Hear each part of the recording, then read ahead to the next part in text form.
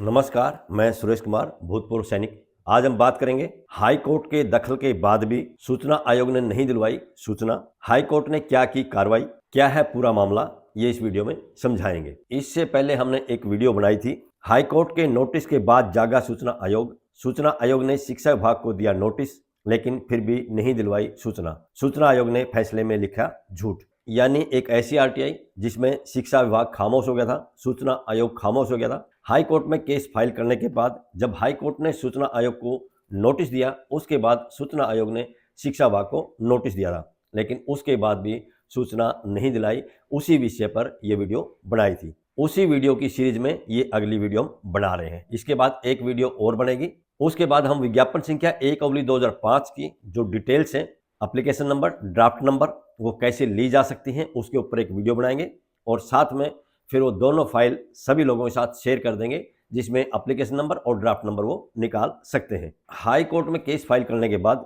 जब high court ने राज्य सूचना आयोग को नोटिस दिया, उसके बाद राज्य सूचना आयोग ने शिक्षा विभाग को नोटिस दिया था। राज्य सूचना आयोग के नोटिस के बाद शिक्षा विभाग ने जो जवाब दिया था वो आपको एक बार फिर से दिखा देते हैं। ये जवाब देख लीजिए। यहाँ टॉप में देखिए, आरटीआई एक्ट 2005 के अंतर्गत सूचना उपलब्ध कराने बारे श्री सुरेश कुमार, जिला जींद, हरियाणा। यानी ये मेरी आरटीआई का जवाब दे रहे हैं। शिक्षा विभाग से मैंने विज्ञापन संख्या 1/2005 की मेरिट लिस्ट के बारे में सूचना मांगी थी और ये सूचना 3 बिंदुओं पर मांगी थी। शिक्षा विभाग ने जो जवाब दिया है वो जवाब इस प्रकार है। पहले पॉइंट में हमने सूचना मांगी थी विज्ञापन संख्या 1/2005 में चयन किए गए उम्मीदवारों की सूची चाहिए। शिक्षा विभाग ने जवाब दिया है विज्ञापन संख्या 1/2005 का चयन नहीं किया गया।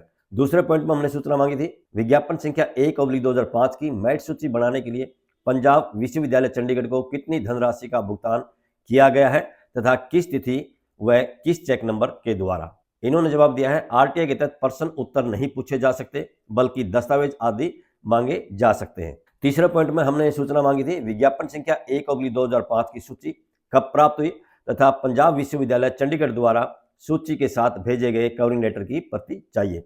इसका भी इन्होंने जवाब दिया है विज्ञापन संख्या 1/2005 की सूची प्राप्त नहीं हुई। नीचे राइट साइड में ये अधीक्षक तालमेल के साइन देख सकते हैं और सबसे नीचे आगे देखेंगे ये इसका लेटर का नंबर दिया है और तारीख है 3/5/2012। हाई कोर्ट के दखल के बाद शिक्षा विभाग ने जो ये जवाब दिया है, ये जवाब तो बहुत पहले दिया जा सकता था, इसीलिए इस जवाब के ऊपर भी कई सवाल उठते हैं। कौन कौन से सवाल उठते हैं, पहले हम उन पर बात कर लेते हैं। सबसे पहला सवाल, यह जवाब तो अक्टूबर-नवंबर 2010 में भी दिया जा सकता था। जब 26 अक्टूबर 2010 को मैंने आरटीआई लगाई थी, उस समय यह जवाब क्यों नहीं दिया। दूसरा सवाल है, मेरिट लिस्ट बनाने के लिए पंजाब यूनिवर्सिटी को दी गई धनराशि के चेक के बारे में जानकारी लेना दस्तावेज से संबंधित ही है। तीसरा सवाल है, शिक्षा विभाग से लेकर राज्य सूचना आयोग तक मेरी आरटीआई की एप्लीकेशन पर चुप क्यों थे।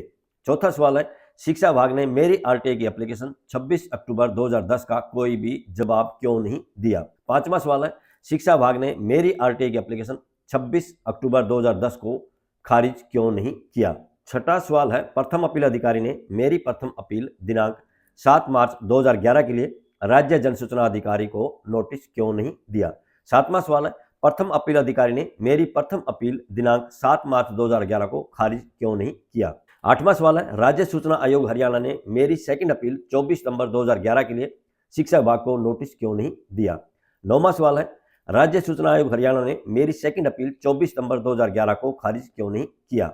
10वां सवाल है, राज्य सूचना आयोग ने मेरे रिमाइंडर दिनांक 5 दिसंबर 2011 भेजने के बाद मेरी सेकंड अपील 24 सितंबर 2011 के लिए शिक्षा विभाग को नोटिस क्यों नहीं दिया।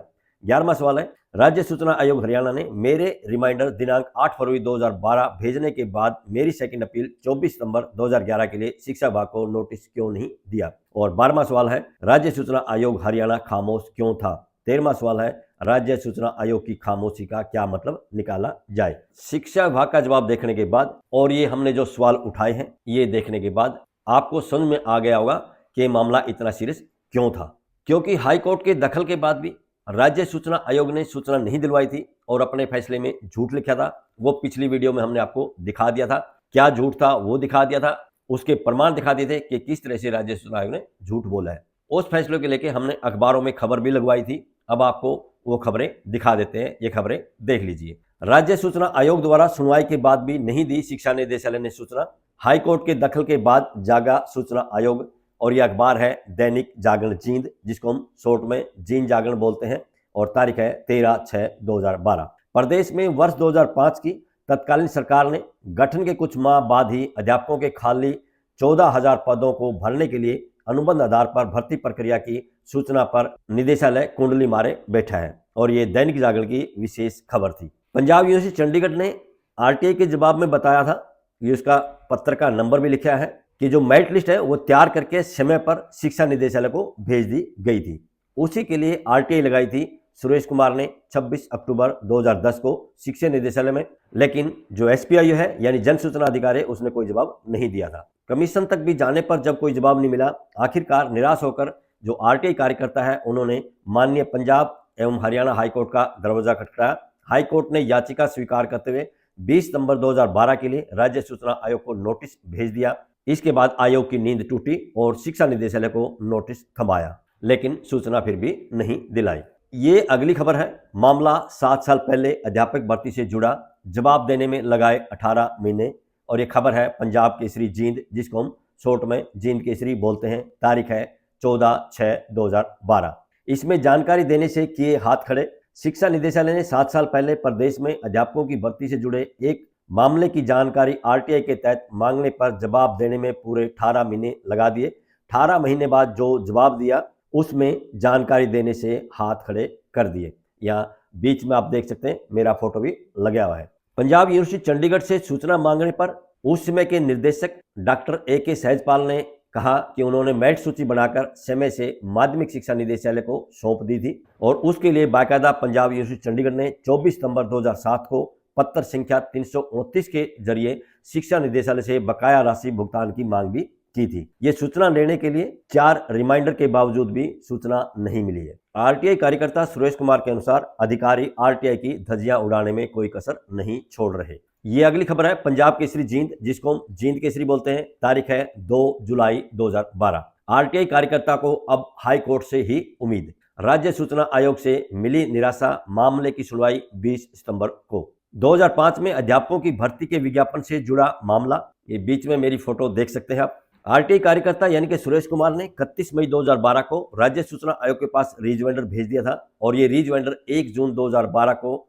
सूचना आयोग के पास पहुंच गया था। इस पर आयोग की प्राप्ति की मोहर लगी रसीद भी उनके पास है। इसके बावजूद आयोग यह कह रहा है कि उसने रीजवेंडर नहीं भेजा। सुरेश कुमार के अनुसार आयोग ने अब उसे जो सूचना दी है उससे वह असंतुष्ट है, यानी कि संतुष्ट नहीं है। सुरेश कुमार ने आयोग पर आरोप लगाया कि आयोग सूचना को दबाने में शामिल है, उसे अब हाई कोर्ट से ही उम्मीद है। राज्य सूचना आयोग हरियाणा द्वारा कोई भी कार्रवाई नहीं करने के कारण विवश होकर लास्ट में हमने माननीय पंजाब व हरियाणा हाई कोर्ट का दरवाजा खटखटाया था, और हाई कोर्ट ने सीलूपी नंबर 6768/2012 हमारी याचिका को स्वीकार करते हुए राज्य सूचना आयोग को नोटिस दिया था। उसके बाद राज्य सूचना आयोग ने शिक्षा विभाग को नोटिस दिया, और शिक्षा विभाग ने नोटिस के बाद जो जवाब दिया वो आपको दिखा दिया। उस पर जो सवाल उठते हैं वो भी आपको दिखा दिए। राज्य सूचना आयोग ने अपने फैसले में झूठ लिखा था, वो इससे पहले वाली वीडियो में हमने सारे डॉक्यूमेंट्स दिखा दिए हैं। उसके बाद हमने राज्य सूचना आयोग को रिजवेंडर भेजा रिव्यू करने के लिए उनके फैसले को, क्योंकि अभी तक हमारा केस हाई कोर्ट में पेंडिंग था, और अगली तारीख 20 सितंबर 2012 लगी हुई थी। ये हमारा वो रिजवेंडर देख लिए जो आयोग के फैसले को रिव्यू करने के लिए, यानी कि पुनर्विचार करने के लिए लिखा गया था। यह टॉप में देखिए, राज्य सूचना आयोग Haryana SCO 70-71 sector 8C Chandigarh. Subject में लिखा है कि जो आयोग का फैसला है 7/6/2012 को, केस नंबर 2403/2012, उसको रिव्यू करने के लिए रिक्वेस्ट की गई है, यानी कि उस पर पुनर्विचार करने के लिए प्रार्थना की गई है। इस रिजवेंडर के साथ आयोग का जो फैसला था 7/6/2012, केस नंबर 2403/2012, उसको एज एनेक्सर P1 से P3 लगाया है, यानी 3 पेज उसके थे वो लगा दिए थे। और इसके साथ रिजवेंडर जो कि 31/5/2012 को भेजा था, उसको भी एज एनेक्सर P4 से P6 तक लगाया है। 31/5/2012 का ये वही रिजवेंडर है जो आयोग के नोटिस के बाद अगली सुनवाई 7/6/2012 से पहले देना था, और उससे पहले ये रिजवेंडर भेज दिया गया था, और 1 जून 2012 को आयोग के कार्यालय में पहुंच गया था। इसमें आगे डिटेल से लिखा गया है कब कब क्या क्या लिखा गया है, और पॉइंट नंबर 5 में ये लिखा है कि हाई कोर्ट में जब केस फाइल किया सीलूपी नंबर 6768/2012, उसके बाद ही राज्य सूचना आयोग की नींद टूटी थी। ये आगे सिलसिलेवार वो सारी तारीखें लिखी हुई है, और वो घटनाक्रम लिखा है जो जो हुआ था। पॉइंट नंबर 12 में ये लिखा गया है कि मैं सुनवाई के समय आयोग के समक्ष हाजिर क्यों नहीं हुआ था, घरेलू समस्या कारण।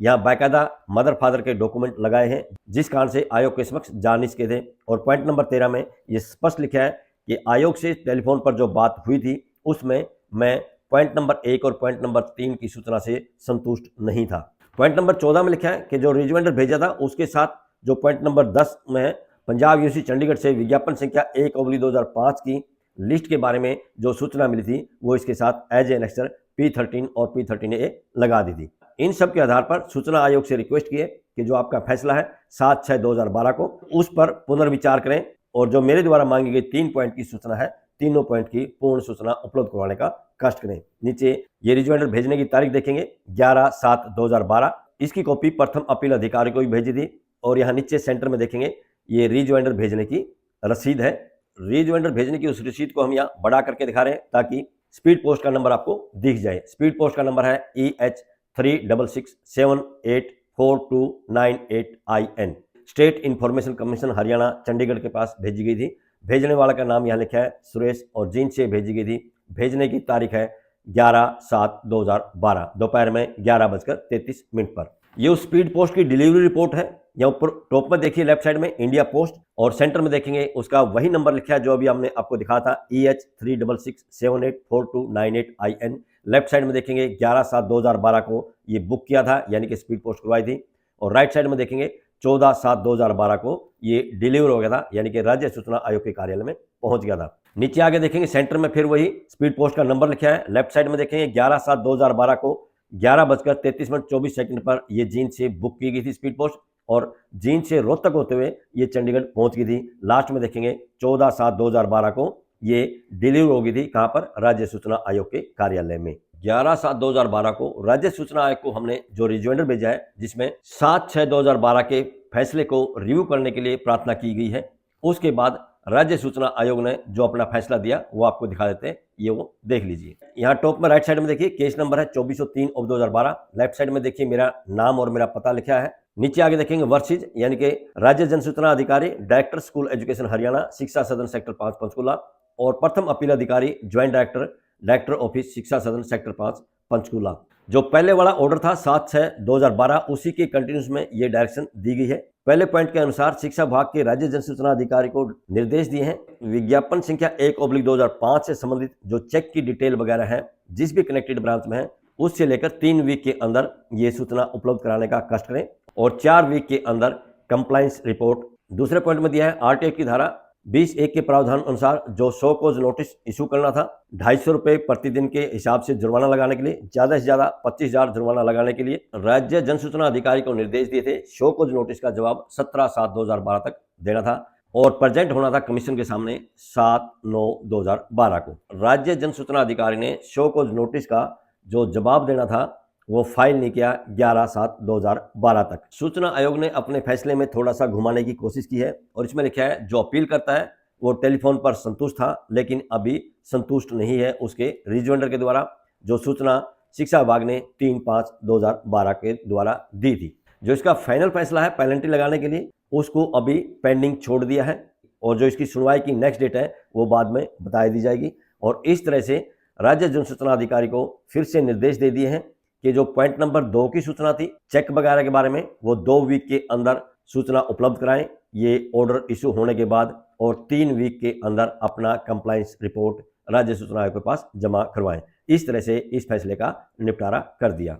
और नीचे तारीख देखेंगे लेफ्ट साइड में 7/9/2012। उसके नीचे आगे देखेंगे ये राज्य सूचना आयोग की स्टैंप लगी है क्योंकि ये ट्रू कॉपी मेरे पास राज्य सूचना आयोग ने भेजी थी। मेरे द्वारा रिजवाइंडर भेजने के बाद भी राज्य सूचना आयोग ने बिंदु नंबर 1 और बिंदु नंबर 3 की सूचना के लिए शिक्षा विभाग को निर्देश नहीं दिए।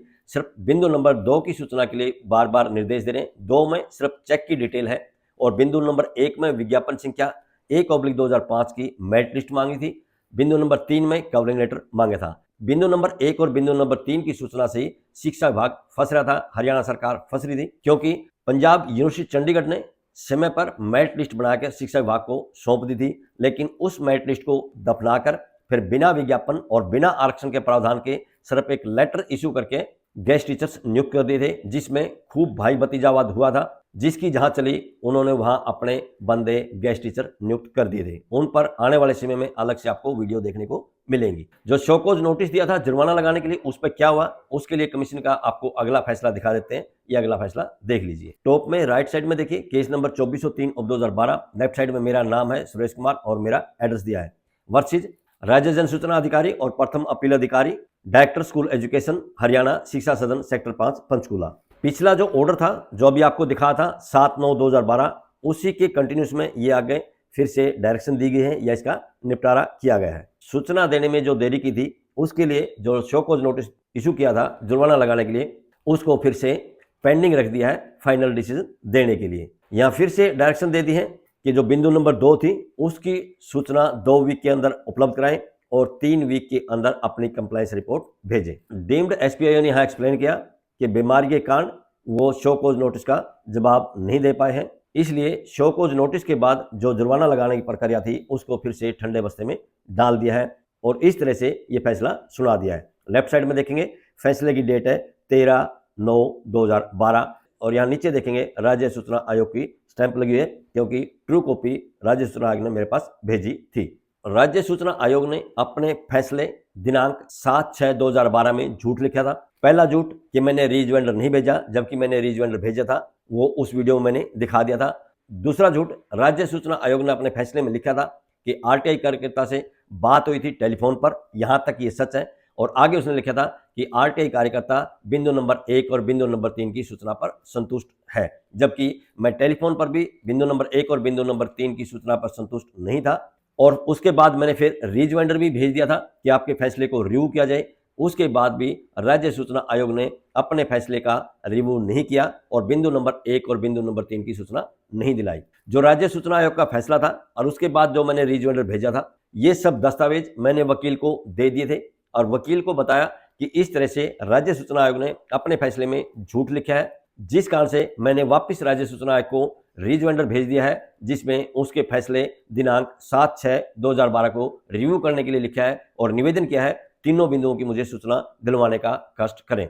लेकिन वकील ने हाई कोर्ट में एप्लीकेशन के माध्यम से उन दस्तावेज को नहीं लगाया, जबकि हमारा केस हाई कोर्ट में पेंडिंग था और अगली सुनवाई 20 सितंबर 2012 को होनी थी।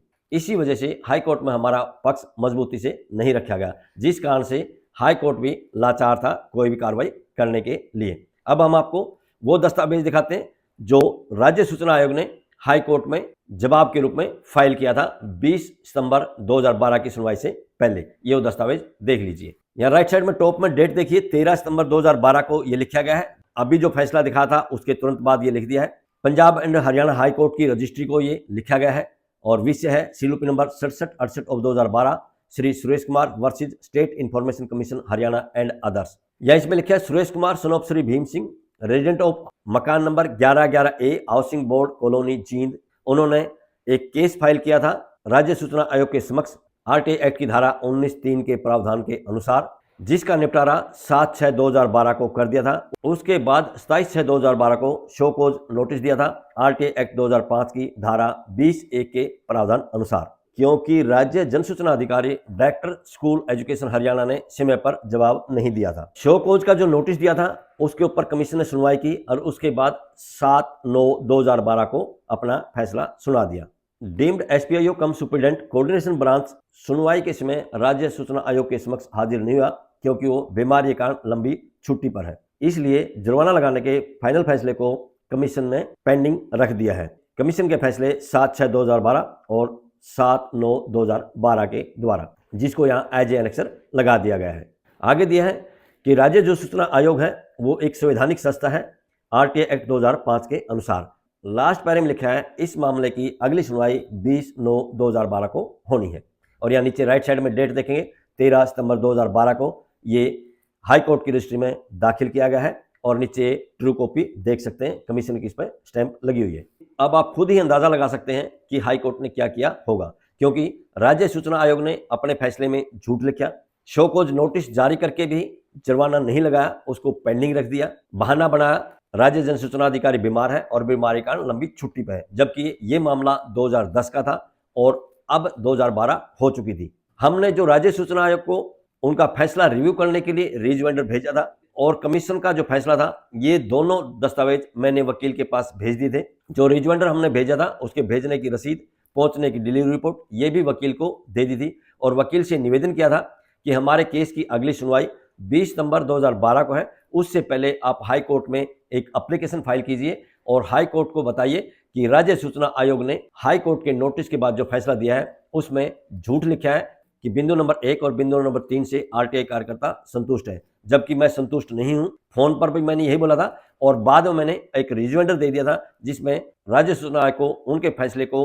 रिव्यू करने के लिए निवेदन किया था और ये लिखा था कि मैं बिंदु नंबर 1 और बिंदु नंबर 3 की सूचना से संतुष्ट नहीं हूं, मुझे तीनों बिंदुओं की पूर्ण सूचना दिलवाने का कष्ट करें। लेकिन वकील ने एप्लीकेशन के माध्यम से ये दस्तावेज हाई कोर्ट में जमा नहीं करवाए, जिस कारण से हाई कोर्ट में हमारा पक्ष कमजोर हो गया। अब आपको हाई कोर्ट का फैसला दिखा देते हैं, हाई कोर्ट का क्या फैसला है, ये फैसला देख लीजिए। यह टॉप में देखिए सीलोपी नंबर 6768 ऑफ 2012, इसका डिसीजन हुआ था 20/9/2012 को। ये मेरे नाम से फाइल था, सुरेश कुमार, मैं पेटिशनर हूँ, versus state information commission Haryana. फैसले में लिखा है कि जो प्रेजेंट पिटीशन है वो हाई कोर्ट से निवेदन किया था डायरेक्शन देने के लिए राज्य सूचना आयोग को, क्योंकि राज्य सूचना आयोग के पास आरटीआई कार्यकर्ता की अपील पेंडिंग थी। आज राज्य सूचना आयोग ने कोर्ट के समक्ष राज्य सूचना आयोग द्वारा दिए गए फैसले प्रस्तुत कर दिए हैं।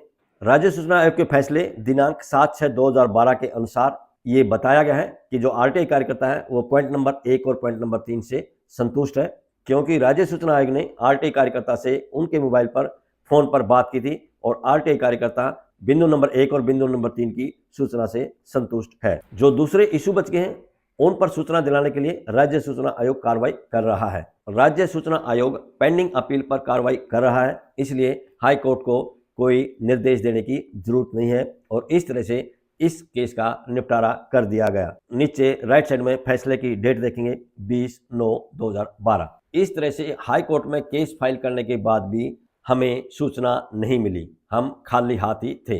राज्य सूचना आयोग ने हाई कोर्ट में जो जवाब दाखिल किया था उसकी एक कॉपी हमारे वकील को भी दी थी और जब वो डॉक्यूमेंट्स वकील ने मेरे को दिए उसके लास्ट पेज पे कुछ नाम लिखे हुए थे जो कि राज्य सूचना आयोग के थे। उस पेज पर जो नाम लिखे थे उससे ऐसा लगता है कि किसी ने किसी को कुछ समझाने की कोशिश की हुई है। अब किसने किसको क्या समझाया ये आज तक मुझे भी समझ में नहीं आया। अगर आपको समझ में आता है तो आपको वो दिखा देते हैं, ये वो नाम देख लीजिए। यहाँ 2 पॉइंट दिए गए हैं। पहले में श्री KL शर्मा जो कि RO कम कंसल्टेंट है SIC हरियाणा यानी कि राज्य सूचना आयोग हरियाणा में, और दूसरा नाम दिया है श्री राम कुमार, इंफॉर्मेशन असिस्टेंट है राज्य सूचना आयोग हरियाणा के अंदर। और यहाँ नीचे एक तीर का निशान दे के दे रखा है secretariat public admin and justice. अब इसका क्या मतलब निकलता है आज तक मुझे समझ में नहीं आया है, आपको अगर समझ में आता है तो आप इसको समझ सकते हैं। अब आपके दिमाग में एक सवाल आया होगा कि हाई कोर्ट में केस फाइल करने के बाद भी जब सूचना नहीं मिली फिर आगे सूचना कैसे मिल सकती है? क्या आरटीआई कार्यकर्ता यानी मैंने हार मान ली थी या आगे फिर कुछ किया था? इसके बाद भी हमने हार नहीं मानी थी, हमारे प्रयास, हमारा संघर्ष लगातार जारी था। आगे हमने क्या संघर्ष किया वो अगली वीडियो में आपको दिखाएंगे। आज की इस वीडियो में बस इतना ही। वीडियो पसंद आई है तो लाइक कीजिए, दोस्तों के साथ शेयर कीजिए। इसी तरह की वीडियो देखने के लिए चैनल को सब्सक्राइब कीजिए। बहुत बहुत शुक्रिया, धन्यवाद, जय हिंद।